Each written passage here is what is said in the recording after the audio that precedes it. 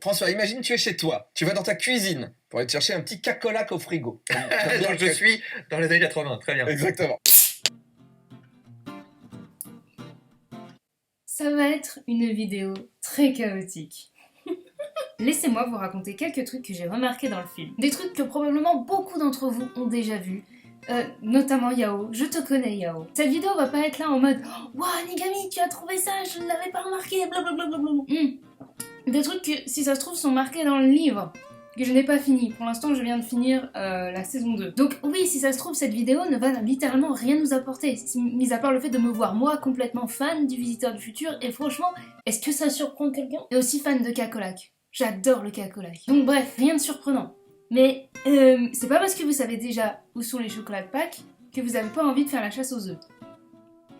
Je vous avais dit que j'adorais les métaphores. Donc, ça va être complètement chaotique, ok? J'ai pris des notes pendant que je suis allée voir le film. Je suis allée voir le film 5 fois. Et à chaque fois dans des cinémas différents. Du coup, je suis assez contente. Est-ce que je dirais quelle salle m'a préférée? Franchement, la première était plutôt pas mal. Et je dis pas ça parce qu'il y avait l'équipe.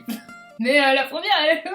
Donc, je suis allée voir 5 fois. Et un truc que j'ai remarqué, c'est que tu peux pas prendre de notes dans un cinéma, c'est très complexe. Que t'as pas de lumière. Même avec la lumière du film, tu vois que dalle. Donc j'ai adopté une technique d'écriture dans le noir. Ça tient. J'arrive à me relire. Et puis il y avait des fois aussi où j'écrivais juste après la séance sur mon téléphone. Déjà je vais lire les notes que j'ai prises sur mon téléphone. Qu'est-ce que j'ai noté? Raph, s'il vit maintenant dans le futur, ça veut dire que la version de lui qui a une chérie d'un autre présent n'existe plus. Point d'interrogation. Oh mon dieu. Il y a des notes que j'ai prises en mode j'ai vu ça, mais aussi plein d'autres trucs où je vais dire hey, j'ai des questions. Il y a tellement de non-dits qui a un potentiel de malade pour des fanfictions. Ah, j'aime Raph de tout mon cœur. Je pourrais faire une vidéo entière où je ne parle que de Raph. Et dans le film, what?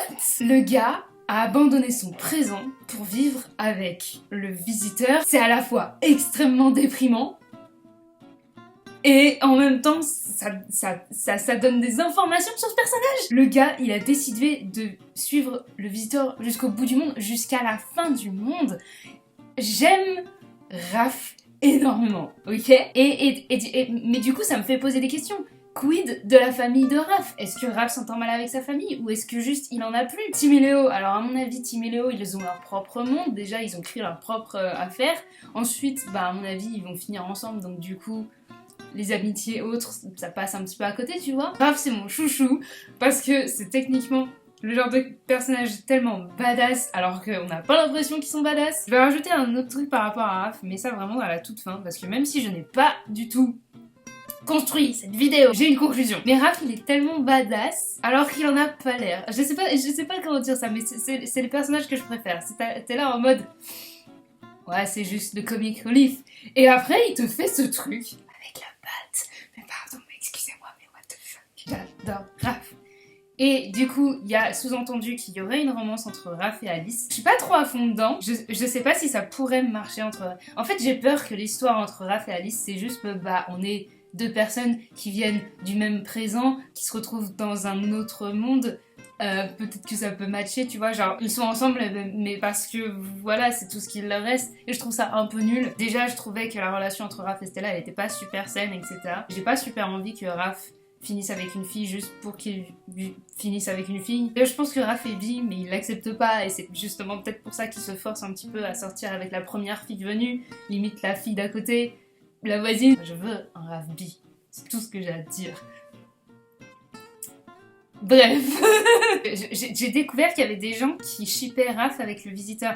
Parce que oui, effectivement, le gars, il a quand même suivi le visiteur dans un truc merdique avec des zombies. C'est vrai que la façon dont il l'a dit, le gars est venu, il a chamboulé ma vie. Et moi j'étais là genre... Je pense que Raph pourrait... Calme-toi. Je pense que Raph pourrait être avec un homme. Mais je le vois pas du tout avec le visiteur parce que y a tellement un truc... J'ai écrit une fanfiction. Où je disais que Raph et le visiteur c'est Spip et Spirou, tu vois. Genre le visiteur c'est Spirou et Raph c'est Spip. Quand ils sont ensemble ça fait sens et tout. Mais du coup, Henri, c'est Fantasio. Et je suis désolée, mais Spirou et Fantasio... Le visiteur et Henri dans le film, c'est tellement le couple qui a adopté Raph. Vraiment, genre Raph, c'est l'ado de leur famille et le visiteur et Henri, c'est les parents, quoi. C'est incroyable. J'ai tellement d'exemples là qui me viennent en tête, mais notamment là dans la voiture. T'as Raph qui est là. C'est zombiphobe, on en a déjà parlé. Oh, on peut plus rien dire. Je suis personne comme Raph. On continue de parler de Raph. Il y a un parallèle entre Alice et Raph qui est monstrueux. Donc, comme je le disais, je les vois pas ensemble, mais c'est vraiment des âmes sœurs un petit peu. Donc en fait, moi je les vois bien genre sortir ensemble au début, et puis voir que ça marche pas, mais pas dans la façon où ça marche pas, c'est toxique, c'est machin, etc. C'est malaisant comme ça a pu l'être avec Raph et Stella, mais genre on sort ensemble, ça marche pas, mais on est quand même très proches, tu vois. Donc du coup ils se séparent, mais dans de bons termes. Et alors, la façon dont Alice dit, bon, on s'en fout, je suis personne, ça m'a rappelé Raph dans la saison 3, juste avant qu'il se fasse dégommer par Constance. Ce que je fais n'a pas d'importance, en fait, c'est vraiment le sous-texte. Moi, ce que je fais n'a pas d'importance. Et ça finit avec le final d'Alice. Désolée, mais dès le moment où elle a dit, moi, je suis personne, j'étais là genre, oh putain, oh putain, est-ce que je vais l'adorer autant que Raph? Ah bah oui. Enya, probablement tu regardes pas cette vidéo. Mais si tu regardes cette vidéo, j'adore ton personnage, j'ai fondu pour ton personnage dès la bande-annonce et je suis heureux d'avoir fondu pour ton personnage parce que ton personnage ne m'a pas déçu de tout le film. Tu es la bienvenue dans cet univers qu'est le VDF. Je sais pas où tu en es dans ton visionnage de la série, mais tu es la bienvenue dans cet univers. Je trouve que tu vas parfaitement bien dans cet univers. Je suis trop contente que tu sois dans cet univers. Est-ce qu'on va faire des cosplays d'Alice? J'ai pas les cheveux pour, et j'ai des lunettes, donc ça va pas le faire. Mais tellement content que le personnage existe. Voilà. Qu'est-ce que j'ai noté d'autre? Je n'ai dit que 2 lignes, et il est déjà 11 minutes de vidéo. La soupe au churras au remake. C'est monstrueux. Tous les trucs qu'il y a dans le générique de début du film, avec le grand truc, c'est plus une frise maintenant, c'est du coup, c'est... Tu vois ce que je veux dire? C'est un grand truc. Genre, oh, parlons de grand truc. Je l'ai pas dépuyé depuis que je l'ai. Oh, mais il est tellement grand, en vrai je sais pas où est-ce que je vais la mettre. What the fuck, c'est ma plus grande affiche. Je l'ai acheté dans un cinéma, je m'attendais pas. François, est-ce que toi t'as une affiche aussi grande? C'est un rideau. Je pourrais mettre ça devant ma fenêtre. Où est-ce que je vais la mettre? Elle fait ma tête. Je suis désolée Arnaud Ducré, hein, mais je suis plutôt team orange. D'ailleurs, faut aussi que je vous parle de ça. Il y a trop de trucs à dire, c'est monstrueux. Salut. Je sais pas où je vais là. Oh mon dieu, bonsoir. Salut Slim. Oh là là, oh là là, oh là là, oh là là, oh là là. Ne pas l'abîmer, ne pas l'abîmer, ne pas l'abîmer, ne pas l'abîmer. Futur. Là, t'as même les 2 gonzes qui apparaissent pendant 5 minutes. Qui n'apparaissent plus de tout le film. Pourquoi ils sont sur l'affiche? Où est Michel? Where is my boy? Où est Michel? Pourquoi Michel il apparaît pas? Alors que ces 2-là, oui. Je sais pourquoi. Je sais que c'est pour attirer du monde. Et apparemment, même, ça a eu un retour inverse. Va falloir qu'on m'explique pourquoi. Est-ce qu'il y a des gens qui ne voulaient pas aller voir le film justement parce qu'il y a McFly et Carlito? C'est quoi le concept derrière? C'est monstrueux. Je sais pas comment je vais faire pour mettre ça sur mon mur. C'est un drap. Je pourrais m'en faire une couverture pour dormir dedans. Attends. Ah! C'est bon, on y arrive. Oui, donc je disais, c'est quoi le délire avec McFly et Carlito? C'est quoi la problématique du problème? Je suis pas fan de McFly et Carlito, mais je vois pas en quoi ils sont dérangeants. Est-ce que c'est le truc par rapport au fait qu'ils ont interviewé le président? Pensez que les gens qui regardent McFly et Carlito vont se dire « Ah mais en fait, non, le président il est super sympa vu qu'il est avec McFly et Carlito. » C'est vraiment de croire que les gens qui regardent McFly et Carlito sont des crétins. Moi je pense personnellement que McFly et Carlito, ils ont voulu interviewer le président non pas parce qu'ils étaient d'accord avec ses idées, mais juste pour le délire du truc. T'es un youtubeur et tu interviews le président de ton pays. C'est quand même un délire. C'est comme si tu interviewais, je sais pas, la reine d'Angleterre. RIP. Je sais pas, je trouve ça extrêmement énervant que les gens soient énervés envers McFly et Carlito juste pour cette interview-là, alors qu'il y a des youtubeurs qui font des trucs 1000 fois pires et qui reçoivent aucun backlash derrière. Pareil, autre problématique, il y a des gens qui étaient là, ouin, ce film il est anti-nucléaire. What? Le propos du film c'est pas il faut pas construire de centrales nucléaires, le propos du film c'est il ne faut pas construire des centrales nucléaires qui risquent d'exploser, tu vois. Il n'y a pas besoin d'être pour ou contre le nucléaire pour savoir qu'une centrale nucléaire qui explose, c'est la merde. En plus, au bout d'un moment, le personnage d'Arnaud Ducret dit un truc qui m'a marqué parce qu'il a dit, je suis désolée, mais c'est vrai que le nucléaire, maintenant, c'est quand même l'énergie la plus propre qu'on puisse créer.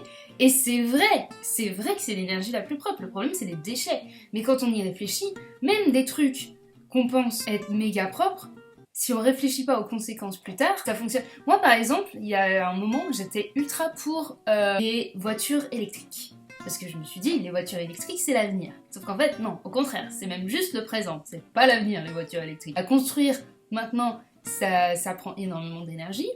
On sait toujours pas comment recycler les batteries. Merci Cacolac. Et du coup, nous, on est dans l'idée où, bah, c'est pas grave, d'ici quelques années, on saura comment les recycler, les batteries. Et le visiteur a cette incroyable bitch qui est la source du truc. C'est pas genre je suis contre le nucléaire ou quoi, ok, c'est vraiment la source du truc. Vous créez toujours des problèmes en croyant que dans le futur, on aura des pouvoirs magiques pour réparer vos conneries. Mais spoiler alert, on n'en a pas des pouvoirs. Ça m'a mis une claque. Alors que je regarde le visiteur depuis des années. Je connais le propos du visiteur, mais là, je me suis pris ça en pleine gueule et j'ai fait « Ah oui, effectivement !» Et j'aime beaucoup cette morale. Parce que c'est pas moralisateur non plus, c'est juste « Hey, pensez-y un petit peu. » Le truc, c'est pas « Ne faites rien ». C'est pas ça le propos. Juste, faites des choses où vous savez que c'est pas impossible de les modifier et de les améliorer plus tard. C'est ça le truc. Dans la vie, c'est ça les choses qu'il faut faire. Et que tu sois pro-nucléaire ou non, on sait que les nucléaires, après les déchets, c'est très long pour s'en débarrasser. Mais c'est pas le propos du film. Mais effectivement, je pense que les radiations, c'est pas si fun que ça. Parce que Tchernobyl, c'est pas si vieux, donc on est quand même une génération qui est un peu au courant que une centrale nucléaire mal gérée, pas super. Et surtout, c'est un film de science-fiction, un peu comédie, un petit peu, on part en cacahuète. On sait très bien, je pense énormément à l'article Le Point qui est là genre désinformation sur le nucléaire. Bitch, désinformation de quoi? Je crois que j'avais répondu en disant le Titanic, désinformation sur les croisières. On n'est pas cons. Faut arrêter de prendre les gens pour des cons. Et on sait très bien qu'une centrale nucléaire qui explose ne va pas créer un nuage qui a des éclairs un petit peu incroyables et qui va nous transformer en zombies. On en a eu des nuages nucléaires. Est-ce que vous vous rappelez qu'il y a eu le Japon il y a une dizaine d'années? C'est à quoi ça ressemble, un nuage nucléaire? On sait que ça ne ressemble pas à ce qu'on a vu dans le film. On sait qu'on ne se transforme pas en zombies parce que si les radiations transformaient les gens en zombies, ça ferait longtemps qu'il n'y aurait plus d'humains sur Terre. C'est comme si on disait, je sais pas, je suis une légende des informations sur la lutte contre le cancer. C'est quoi ce délire? On va arrêter de parler de zombies 5 minutes. On va arrêter de parler des trucs qui font polémique. Mais je voulais absolument le dire. Et je sais que dans le fond, je suis absolument pas objective. L'objectivité, elle est partie par la fenêtre du Grand Rex, tu vois. Je tenais à le dire quand même. Parce que je préfère en rire, parce que sinon ça m'énerve énormément. J'espère vraiment que le film ne va pas trop en pâtir à cause de ces problématiques qui ne sont pas réelles. Bref, qu'est-ce que je voulais dire? La soupe au chou aura son remake. Il y a énormément de trucs, je sais pas si vous l'avez vu dans le générique de début avec des extraits de l'article. Et il y en avait un qui s'appelait La soupe au chou aura son remake. Pourquoi mettre ça dans le truc par rapport au nucléaire? Je ne sais pas. Je l'ai noté quand même. Il y en a plein d'autres que j'ai noté. J'ai même pas fini ce que j'ai noté sur mon téléphone et il me reste encore mon carnet. D'ailleurs, le concept d'avoir un sens, un but dans la vie, c'est quelque chose qui était très présent dans la série. Ça, c'est un autre truc auquel faut que je parle à la fin. Si Alice existe sans exister, est-ce qu'elle va grandir, vieillir? Encore une fois, ça me donne des idées pour écrire des fanfictions, ok? Mais si oui, est-ce qu'elle peut devenir maman? Si ça se trouve, Alice n'a pas du tout envie de devenir maman. Je veux dire, c'est juste une idée en termes physiologiques. Juste pour savoir en termes physiologiques, est-ce qu'elle peut devenir maman ou pas? Est-ce qu'elle peut vieillir? Si oui, est-ce qu'elle peut devenir maman? Si elle peut pas vieillir, du coup, elle peut peut-être pas devenir maman. Mais si elle peut vieillir et qu'elle peut devenir maman, est-ce que ses enfants, du coup, ne sont pas une aberration parce que c'est des enfants d'une personne qui n'a jamais existé? Ce serait un truc de malade. Ce serait un paradoxe de ouf. Vieillir. en mode comme numéro 5 dans le comics Umbrella Academy. Ils ont fait ça aussi dans Doctor Who, avec un personnage qui est entre deux... J'aime beaucoup l'expression, c'est quoi? Tu es entre deux battements de cœur. Et c'est beau. Bref. Le cerveau du visiteur en bouillie. J'ai hurlé à ce moment-là, ok? Oh bonjour, c'est une référence en double. Oui, on est d'accord. Hein, voilà. Là, on a une vraie réponse. Un point... Oh là là, oh là là, oh là là. Tout ce lore avec lequel je pourrais jouer. Love nerd. Alors, Gilbert, son parti politique, c'est un cœur, NRD. Et moi, la première fois que j'ai vu ce truc, j'ai fait... Oh, NRD comme nerd, comme French nerd, sauf qu'au lieu de mettre French, il a mis un cœur parce qu'il aime les nerds, parce que je suis partie beaucoup trop loin. Pas de Castabot. Oui, le Castabot n'est pas apparu depuis la saison 4. La déception de ma petite sœur était immense, mais bon, qu'est-ce que vous voulez. Je pensais que les petits robots qui apparaissaient tout au début du film, c'était des Castabots, mais... vous pensez que Mathéo reste chez les missionnaires parce que comme ça, il a l'impression de rester proche de Judith? Balance ça et vous vous démerdez.